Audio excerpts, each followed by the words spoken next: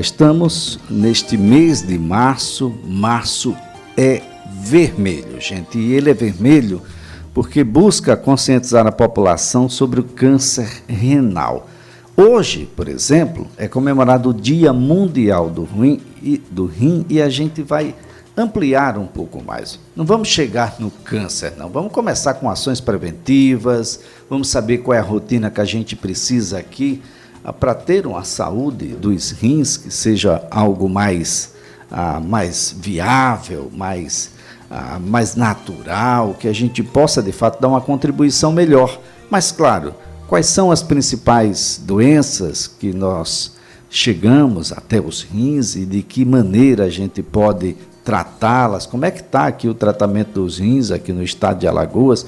Eu estou com quem entende da situação, com aquele que vivencia essa situação dos cuidados com os rins aqui no estado de Alagoas. Eu estou com o Dr. Eric Barbosa, médico nefrologista, atua no Hospital Vida que tem todas as tratativas relacionadas aos rins, inclusive o transplante. Dr. Eric Barbosa, antes de mais nada, muito obrigado por nos atender, é um prazer tê-lo aqui, um bom dia. Bom dia, Elias, bom dia a toda a equipe, bom dia aos ouvintes. Mais uma vez é gratificante estar aqui com vocês, trazendo informações, né, trazendo orientações, ainda mais nesse dia que hoje a Sociedade Internacional de Nefrologia, né, escolheu esse dia para a gente dar destaque aos rins, mas mais que nada, é trazer informações para a população para que possamos, no mínimo, evitar ou parar a progressão da doença renal a chegar em hemodiálise. Então, é esse o objetivo, é o objetivo da campanha, o objetivo de estar aqui na imprensa, trazendo informações para que possamos realmente prevenir. Como se diz, né, é muito melhor prevenir do que remediar. E isso é a verdadeira, mais constante que existe no nosso linguajar. Doutor Érico, o brasileiro entende o que é um rim, os rins. Ele fala muito de coração, fala muito de outros órgãos, mas a gente, não sei, pode ser uma impressão minha, mas o brasileiro, de uma certa forma, aí quando eu digo brasileiro, o Brasil, de uma certa forma, negligencia os rins? E muito. Na verdade, quando a gente fala em sistema, em corpo humano, a gente está falando de vários sistemas, né? Então, a gente fala de coração, fala de pulmão, fala de fígado, fala de rins, fala de pâncreas, mas o indivíduo que não está na área da saúde não assemelha que tudo isso está integrado. É uma integração constante. Se eu tenho um problema de rins, eu automaticamente vou ter problema também cardiovascular, posso ter problemas hepáticos, posso ter problemas neurológicos e vice-versa. Então, existe realmente uma negligência, na verdade, da cultura brasileira de estarmos ali de forma persistente, trazendo essa informação que os rins, a médio e longo prazo não tratado, ele vai trazer repercussões que vai repercutir pelo resto da vida. Por que a gente não dá tanto foco nos rins de imediato? Porque ele não traz sintomas, ele não traz nenhum sinal que ele esteja sendo lesado e automaticamente você negligencia isso, porque você não sente dor, você não vê uma alteração, você não vê nada. O início da insuficiência renal crônica, né, vamos dividir em estágio leve, moderado a grave. O seu estágio leve a moderado, você não sente nada. Então, automaticamente, algo que não lhe perturba, algo que não lhe causa dor, algo que não lhe causa qualquer injúria, a gente não corre atrás.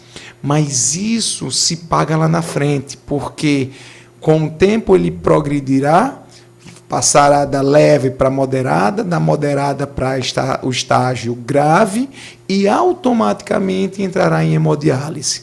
E aí é quando o cidadão, aquele paciente, se arrepende para o resto da vida porque teve uma chance. E essa chance significa 10, 15 anos de ter tentado diagnosticar uma possível lesão no estágio leve, nunca procurou um médico, nunca fez um check-up e hoje, infelizmente, está na hemodiálise.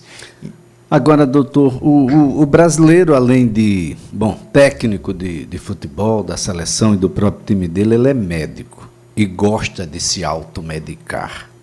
Alguns medicamentos têm uma relação direta com algumas doenças renais? Sim, não tenha dúvida. Um dos fatores e uma das causas, na verdade, para a insuficiência renal crônica, tá? É bem estabelecido e até bem frequente, que é realmente a intoxicação medicamentosa. Principais medicamentos são os anti-inflamatórios. A gente sabe que pacientes que têm dor crônicas, né, doenças que causam essas dores crônicas, se entopem de anti-inflamatórios e o anti-inflamatório vai realmente diminuir a dor. Entretanto, vai causar alguns efeitos colaterais, como problemas no estômago e problemas nos rins. Esses anti-inflamatórios, de forma persistente, vão causar lesões irreversíveis nos rins e a tendência da progressão da doença renal crônica continuará até chegar no nível final, que é o que a gente teme, né, o que todos temem, que é a hemodiálise. Então, os anti-inflamatórios são os mais conhecidos, mas tem inúmeros remédios, como quimioterápicos, contrastes, exames iodados. Você quer fazer uma tomografia e vai usar iodo, agride os rins. Então, tem uma série de medicamentos que vai trazer realmente, desde uma lesão aguda, a persistência daquele uso tornará crônico. Bem, doutor, quais são as principais doenças? A gente ouve falar muito em pedra nos rins, para a gente atingir a todos. Pedra nos rins é algo simples?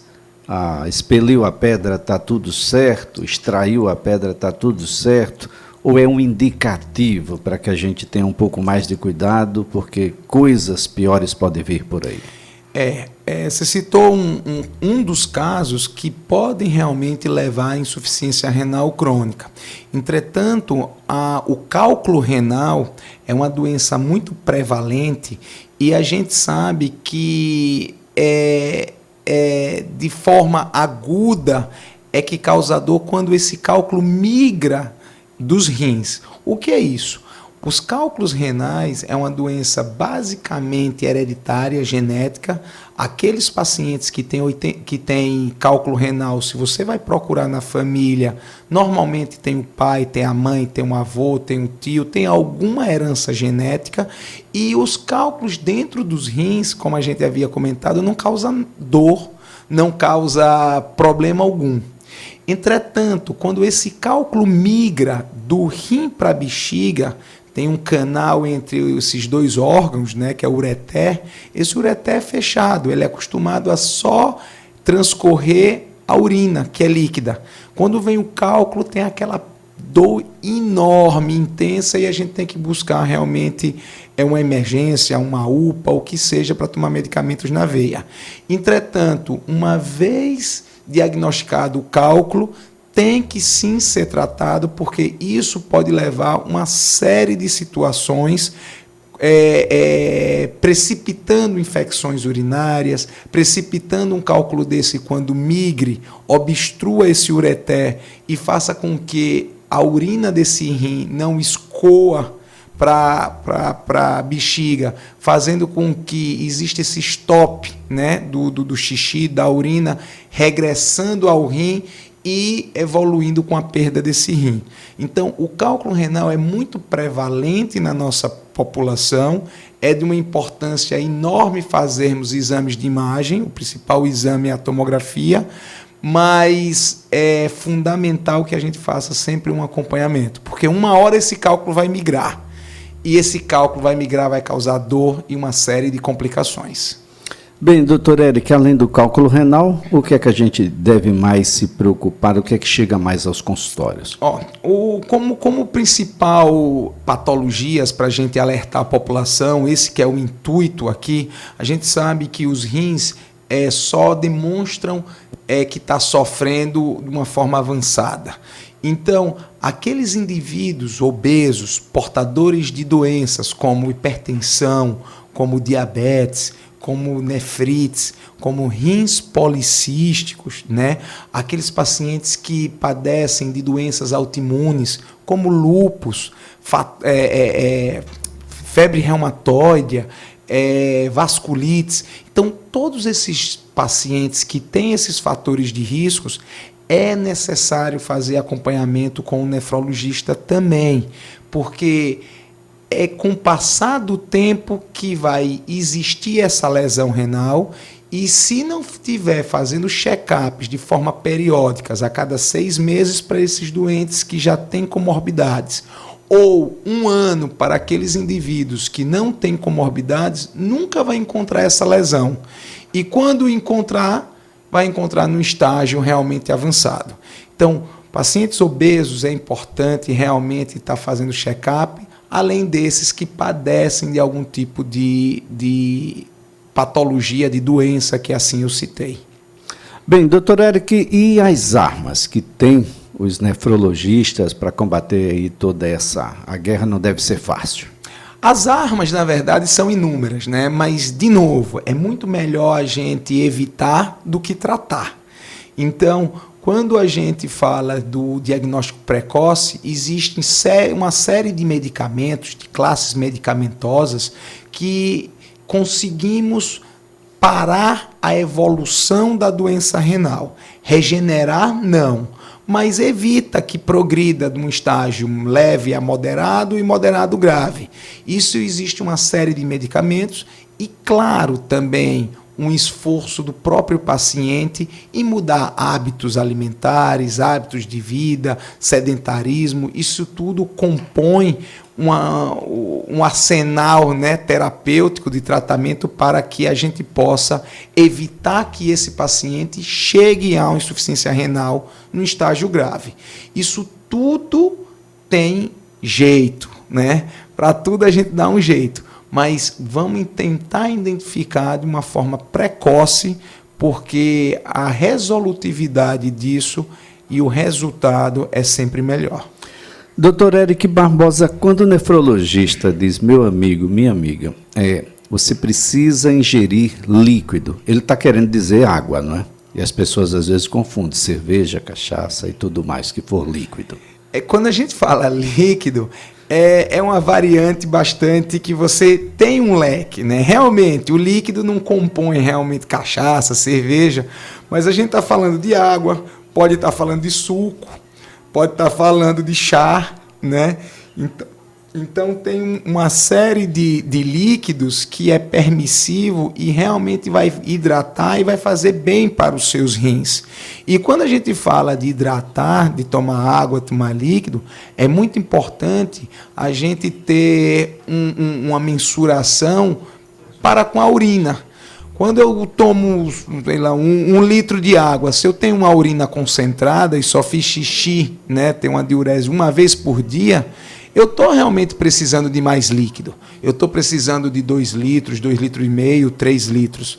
Quando a gente tem uma diurese que está clara, eu já fui fazer xixi 2, 3 vezes ao dia, essa é a quantidade realmente ideal para que esse indivíduo possa manter um equilíbrio de hidratação, um equilíbrio hídrico com o seu organismo e automaticamente está fazendo bem, não só ao rim, mas todo o sistema, mas todo o corpo, que uma coisa está integrada com a outra. Bom, o ideal é procurar inicialmente o médico clínico e a indicação, né, para as especialidades. No caso dos rins, a gente tem os nefrologistas, que precisam ser visitados. A gente tem um consumo muito grande de sódio, desde essa infância, e quanto mais jovem agora, mais o acesso a sódio e açúcar.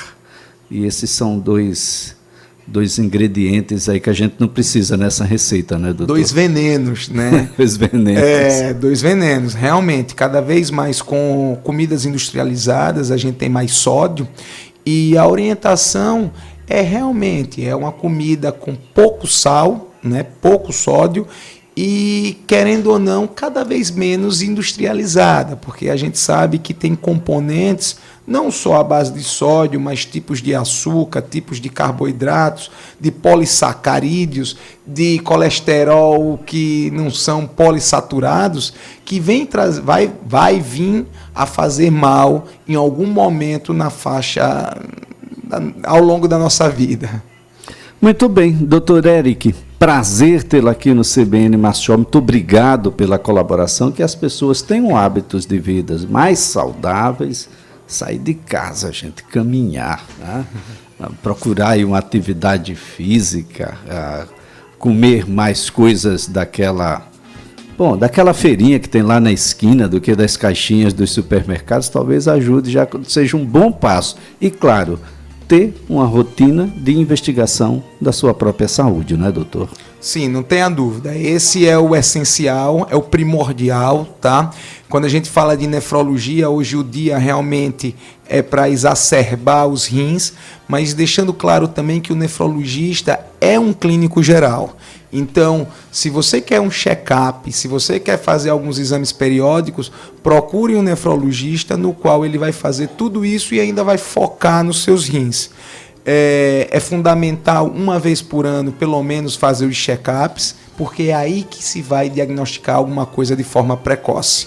Eu quero agradecer o espaço, mais uma vez o convite, e dizer que a gente está à disposição no Hospital Vida, no qual a gente está não só para tratar, mas também para orientar e evitar a doença renal. Muito bem, a nossa conversa aqui então com o Dr. Eric Barbosa, nefrologista, atua no Hospital Vida, nesse Março Vermelho, nesse Dia Mundial do Rim.